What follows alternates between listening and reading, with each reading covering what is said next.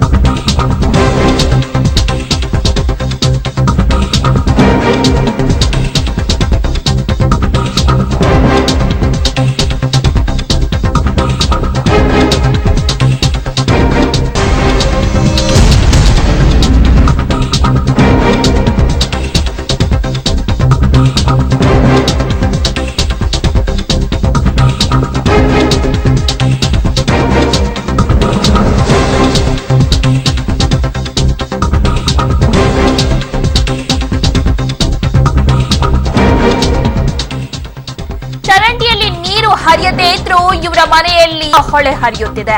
Pot ಹೋಲ್ಗಳು ಮುಚ್ಚದೇ ಇದ್ರೂ ಇವರ ಮನೆ ಖಜಾನೆ ಮಾತ್ರ ತುಂಬುತ್ತಾ ಇದೆ.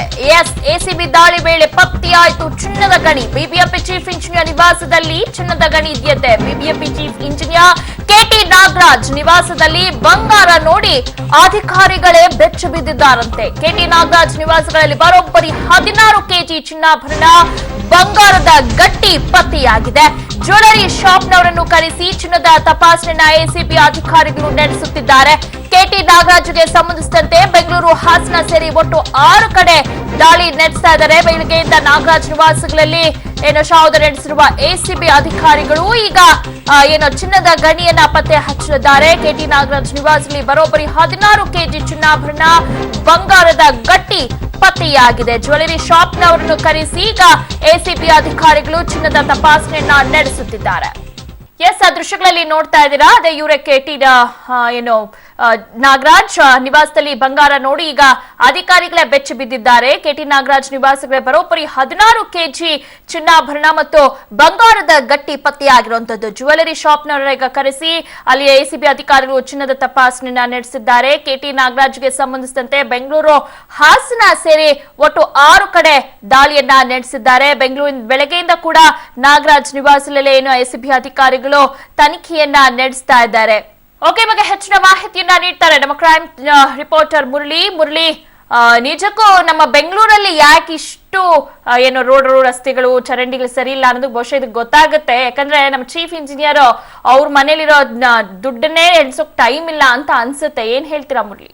ಖಂಡಿತವಾಗಿಯೂ ದಿವ್ಯಾ, ಇದೇನಂದ್ರೆ ಕೆಟಿ ನಾಗರಾಜ್ ಅವ್ರ ಮನೆ ಒಂದ್ ರೀತಿ ಅನಂತ ಪದ್ಮನಾಭನ ದೇವಸ್ಥಾನದ ರೀತಿ ಇದೆ. ಯಾಕಂದ್ರೆ ಪದೇ ಪದೇ ಬಗ್ದಷ್ಟು ಬೆಳಗ್ಗೆ ಸುಮಾರು ನಾವು ಬೆಳಗ್ಗೆ ಸುದ್ದಿಗೆ ಹೋದ ಸಂದರ್ಭದಲ್ಲಿ 2ರಿಂದ 3 ಕೆಜಿ ಅಷ್ಟು ಚಿನ್ನ ಇದೆ ಅಂತ ಹೇಳಿ ನಾವು ಅನುಮಾನ ಪಟ್ಟಿದ್ವಿ. ಆದ್ರೆ ಈಗ 16 ಕೆಜಿ ಅಷ್ಟು, ಅದು ಸಂಜೆ ಆಗೋಷ್ಟೊಳಗೆ 16 ಕೆಜಿ ಅಷ್ಟು ಚಿನ್ನ ಪತ್ತೆಯಾಗಿದೆ ಅನ್ನೋದ್ರ ಬಗ್ಗೆ ಈಗ ಎಸಿಬಿ ಮೂಲಗಳಿಂದ ಮಾಹಿತಿಗಳು ಬರ್ತಾ ಇರುವಂತದ್ದು. ಜೊತೆಗೆ ನೀವು ಹೇಳಿದ್ರಿ ಒಂದು ಕ್ವಶನ್, ಚರಂಡಿಯಲ್ಲಿ ನೀರು ಹರಿದೇ ಇದ್ರು ಅಂದ್ರೆ ಚರಂಡಿಯಲ್ಲಿ ಸಾಕಷ್ಟು ಸಮಸ್ಯೆಗಳಿದಾವೆ.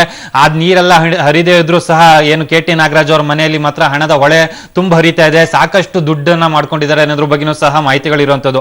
ಅಂದ್ರೆ ಇದು ಪ್ರಮುಖವಾಗಿ ಕೆಟಿ ನಾಗರಾಜ್ ಅವರ ಬೆಂಗಳೂರು ನಿವಾಸದಲ್ಲಿ ಒಂದರಲ್ಲಿ ಇಷ್ಟು ಒಂದು ಚಿನ್ನಾಭರಣ ಮತ್ತು ಹಣ ಸಿಕ್ಕಿರುವಂತದ್ದು. ಅದನ್ನು ಹೊರತುಪಡಿಸಿದ್ರೆ ಅವರ ಹೆಂಡತಿ ಅವರ ಮನೆ ಅಂದ್ರೆ ಹಾಸನದಲ್ಲೂ ಸಹ 2 ಕಡೆ ದಾಳಿಯನ್ನ ನಡೆಸಿದ್ದಾರೆ. ಜೊತೆಗೆ ಸುಮಾರು ಇವರಿಗೆ ಸೇರಿದಂತ ಕಚೇರಿ ಇರಬಹುದು, ಅವರ ಸಂಬಂಧಿಕರ ಮನೆ ಇರಬಹುದು, ಜೊತೆಗೆ ಇವರ ಇನ್ನೆರಡು ಮನೆಗಳೇನಿದಾವೆ ಸುಮಾರು 6 ಕಡೆಯಲ್ಲಿ ದಾಳಿಯನ್ನ ನಡೆಸಿದ್ದಾರೆ. ದಾಳಿಯನ್ನ ನಡೆಸಿದ ಸಂದರ್ಭದಲ್ಲಿ ಸಾಕಷ್ಟು ಚಿನ್ನಾಭರಣಗಳು ಪತ್ತೆಯಾಗಿರುವಂತದ್ದು. ಅಂದ್ರೆ ಸರಿಸುಮಾರು 20ರಿಂದ 25 ಕೆಜಿ ಅಷ್ಟು ಚಿನ್ನ ಪತ್ತೆಯಾಗುವಂತ ಸಾಧ್ಯತೆಗಳಿದಾವೆ.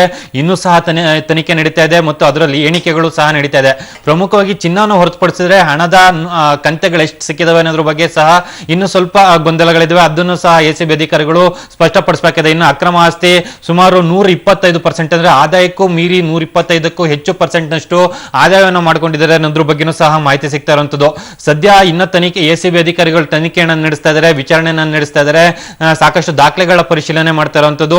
ಬಹುಶಃ ನಾಳೆನೂ ಸಹ ಈ ಎಸಿಬಿ ಅಧಿಕಾರಿಗಳ ದಾಳಿ ಕೆಟಿ ನಾಗರಾಜ್ ಅವ್ರ ಮುಂದೆ ಮನೆಯಲ್ಲಿ ಮುಂದುವರಿಯುವಂತ ಸಾಧ್ಯತೆಗಳಿವೆ. ಅದಕ್ಕೂ ಸಂದರ್ಭದಲ್ಲಿ ಇನ್ನಷ್ಟು ಸಾಕಷ್ಟು ಹಣ ಜೊತೆಗೆ ಅವರ ಹೆಂಡತಿ ಮನೆ ಏನಿತ್ತು ಅದ್ರ ಮೇಲೂ ಸಹ ದಾಳಿಯನ್ನ ಮುಂದುವರಿಸುವ ಸಾಧ್ಯತೆಗಳು ಹೆಚ್ಚಾಗಿದ್ದಾವೆ. ದಿವ್ಯಾ, ಈಗ ಎಸಿಬಿ ಅಧಿಕಾರಿಗಳು 6 ಕಡೆ ದಾಳಿಯನ್ನ ನಡೆಸಿದ್ದಾರೆ. ಬೆಂಗಳೂರು, ಹಾಸನ, ಒಟ್ಟು 6 ಕಡೆ ದಾಳಿಯನ್ನ ನಡೆಸಿದ್ರೆ ಮಾಹಿತಿ ಬರ್ತಾ ಇದೆ. ಹಾಗಿದ್ರೆ ಬೆಂಗಳೂರು ಹಾಸನದಲ್ಲಿ ಏನು ಮನೇನ ಏನಾದ್ರು ಜಮೀನ್ ಏನಾದ್ರು ಇಟ್ಕೊಂಡಿದಾರಾ ಅಥವಾ ಏನು ಅಕ್ರಮವಾಗಿ? ದಿವ್ಯ, ಬೆಂಗಳೂರಿನಲ್ಲಿ ಅವರಿಗೆ ಸೇರಿದಂತ 3 ಮನೆಗಳಿದಾವೆ. ಜಯನಗರ ಇರ್ಬೋದು, ಬಸವನಗುಡಿ ಇರ್ಬೋದು, ಇನ್ನುಳಿದ ಭಾಗಗಳಲ್ಲಿ ಸಹ 3 ಮನೆಗಳನ್ನ ಮಾಡಿದ್ರು. ಅಂದ್ರೆ ಅವರ ಹೆಸರಿನಲ್ಲಿ ಇರುವಂತ ಮನೆಗಳು ಅನ್ನೋದ್ರ ಬಗ್ಗೆ ಗೊತ್ತಾಗಿರುವಂತದ್ದು. ಜೊತೆಗೆ ಅವರು ಕರ್ತವ್ಯ ನಿರ್ವಹಿಸ್ತಾ ಇದ್ದಂತ ಏನು ಕಚೇರಿ ಏನಿತ್ತು, ಆ ಕಚೇರಿ ಮೇಲೆ ದಾಳಿ ನಡೆಸಿರುವಂತದ್ದು. ಜೊತೆಗೆ ಅವರ ಹೆಂಡತಿ, ಮೂಲತಃ ಅವರ ಹೆಂಡತಿ ಹಾಸನ ಮೂಲದವರು, ಅವರ ಮನೆಯಲ್ಲಿ ಅಂದ್ರೆ ಅವರ ತಂದೆಯವರ ಮನೆಯಲ್ಲಿ, ಜೊತೆಗೆ ಅಲ್ಲಿಯೂ ಸಹ ಹೆಂಡತಿ ಹೆಸರಲ್ಲಿ 2 ಮನೆಗಳಿತ್ತು ಅನ್ನೋದ್ರ ಬಗ್ಗೆ ಸಹ ಮಾಹಿತಿ ಇದೆ. ಅವ್ರ ಮನೆಯಲ್ಲೂ ಸಹ ದಾಖಲೆಗಳನ್ನ ಪರಿಶೀಲನೆ ಮಾಡ್ತಾ ಇದ್ದಾರೆ. ಬಹುಶಃ ನಾಳೆ ಏನು ಎಸಿಬಿ ಅಧಿಕಾರಿಗಳ ದಾಳಿ ಮುಂದುವರಿದ್ರೆ ಇನ್ನಷ್ಟು ಮಾಹಿತಿಗಳು ಸಿಕ್ಕುವಂತ ಸಾಧ್ಯತೆಗಳಿವೆ. ಯಾಕಂದ್ರೆ ಇನ್ನಷ್ಟು ಅಕ್ರಮ ಆಸ್ತಿಗಳು ಪತ್ತೆಯಾಗುವಂಥದ್ದು, ಜೊತೆಗೆ ಸಾಕಷ್ಟು ಏನು ಚಿನ್ನದ ಗಣಿ ಇರ್ಬೋದು, ಹಣದ ಇರ್ಬೋದು, ಜೊತೆಗೆ ಆಸ್ತಿಯ ಪತ್ರಗಳು ಸಹ ಪತ್ತೆಯಾಗೋ ಸಾಧ್ಯತೆಗಳು ಹೆಚ್ಚಾಗಿದ್ದಾವೆ. ದಿವ್ಯಾ, ಓಕೆ, ಒಬ್ಬ ಚೀಫ್ ಇಂಜಿನಿಯರ್ ಆಗಿ ಇಷ್ಟು ಮೌಲ್ಯದ ಹಣ ಒಡವೆ ಎಲ್ಲಿಂದ ಬಂತು ಅಂತ? ದಿವ್ಯಾ, ಚೀಫ್ ಇಂಜಿನಿಯರ್ ಅಂತ ಹೇಳಿದ್ರೆ ಸರ್ವೇ ಸಾಮಾನ್ಯವಾಗಿ ಎಲ್ಲರಿಗೂ ಸಹ ಗೊತ್ತಾಗಂಥದ್ದು. ಯಾಕೆಂದ್ರೆ BBMP ಗುತ್ತಿಗೆಗಳೇನಿರ್ತವೆ ಎಲ್ಲ ಸಹ ಇವ್ರ ಕಡೆ ಬರೋಂಥದ್ದು, ಜೊತೆಗೆ ಕ್ಲಿಯರ್ ಆಗಂಥದ್ದು. ಜೊತೆಗೆ ಇವರು ಅದಕ್ಕೆ ಸಂಬಂಧಪಟ್ಟಂತೆ ಗುತ್ತಿಗೆದಾರರಿಗೆ ಒಂದು ಗುತ್ತಿಗೆಯನ್ನು ಕೊಟ್ಟಿರ್ತಾರೆ, ಯಾವುದೋ ಒಂದು ಗುತ್ತಿಗೆಯನ್ನು ಕೊಟ್ಟಿರ್ತಾರೆ, ಅದರಲ್ಲಿ ಕಮಿಷನ್ ಅನ್ನ ಪಡೆದುಕೊಳ್ಳುವಂಥದ್ದು. ಇದು ಕ್ವೈಟ್ ಕಾಮನ್ ಆಗಿರುವಂಥದ್ದು. ಅದರಲ್ಲೂ BBMPಯಲ್ಲಿ ದೊಡ್ಡ ಹಗರಣ ಇದು. ಗುತ್ತಿಗೆದಾರರ ಜೊತೆ ಮತ್ತು ಚೀಫ್ ಇಂಜಿನಿಯರ್ಗಳ ಜೊತೆ ದೊಡ್ಡ ಹಗರಣ, ಇದೆಲ್ಲ ಗೊತ್ತಿರುವಂತ ವಿಚಾರ. ಆ ರೀತಿಯ ಚೀಫ್ ಇಂಜಿನಿಯರ್ ಸಾಕಷ್ಟು ಹಣವನ್ನ ಮಾಡ್ಕೊಂಡಿದ್ದಾರೆ ನಾಗರಾಜ್ ಅನ್ನೋದ್ರ ಬಗ್ಗೆ ಸಹ ಗೊತ್ತಾಗಿರುವಂತದ್ದು. Divya, okay, exactly. ಬಹುಶಃ ಇದನ್ನೆಲ್ಲ ನೋಡ್ತಿದ್ರೆ ಜನರಿಗೆ ಗೊತ್ತಾಗುತ್ತೆ ಯಾಕೆ ನಮ್ಮ ರಸ್ತೆಗಳು, ನಮ್ಮ ಬೆಂಗಳೂರು ಇನ್ನೂ ಅಭಿವೃದ್ಧಿ ಆಗಿಲ್ಲ ಅನ್ನೋದಕ್ಕೆ ಇವರೇ best example. Thank you Murali, ತಮ್ಮೆಲ್ಲ ಮಾಹಿತಿಗಾಗಿ. ರಾಜಧಾನಿ ಬೆಂಗಳೂರಿನಲ್ಲಿ ವಾಟರ್ ಮಾಫಿಯಾ ಕೆಲಸ ಹೇಗಿದೆ ಅಂದರೆ, ನೊರೆ ಉಗುಳುತ್ತಿರುವ ರಾಸಾಯನಿಕವನ್ನೇ ತುಂಬಿ ತನ್ನ ಒಡಲಲ್ಲಿ ತುಂಬಿಕೊಂಡಿರುವಂತಹ ಬೆಳ್ಳಂದೂರು ಕೆರೆಯ ಕಲು ನೀರನ್ನ ಟ್ಯಾಂಕರ್ಗಳ ಮೂಲಕ ಜನಕ್ಕೆ ರವಾನೆ ಮಾಡುತ್ತಿದ್ದಾರೆ. ಬೆಂಗಳೂರಿನ ಯಲಹಂಕದ ಸರ್ಕಾರಿ ಶಾಲೆಯಲ್ಲಿ ವಿದ್ಯಾರ್ಥಿ ಕೊಲೆ ನಡೆದಿದೆ.